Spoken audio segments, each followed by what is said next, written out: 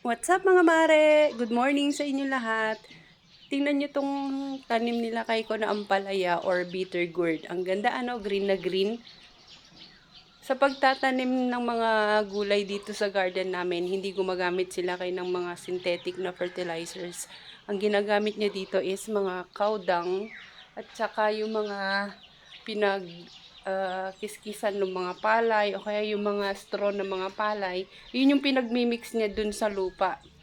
Tapos yung mga natuto yung mga dahon, kino-compose niya. Meron nga akong ano dito, parang compost pit. Yun yung pinaglalagyan namin ng mga dahon-dahon ng mga basura, yung mga leftovers ng mga gulay-gulay, yung mga pinagbalatan. Yun yung ginagamit naming organic na pahalo dun sa lupa para maging mataba. Kasi sa kakatanim, yung lupa kasi nadideplete din yan ng mga nutrients. So, kailangan natin na i-supplement mga organic na bagay para mapanibago yung yung nutrients, madagdagan ulit yung nutrients ng lupa.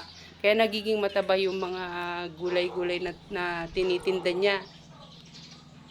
Lahat ng mga dito sa garden, kung minsan inuulam namin, madalas kasi nga dahil sa madami siya, binebenta niya dun sa mga kapitbahay din namin na may mga pwesto dun sa talipapa.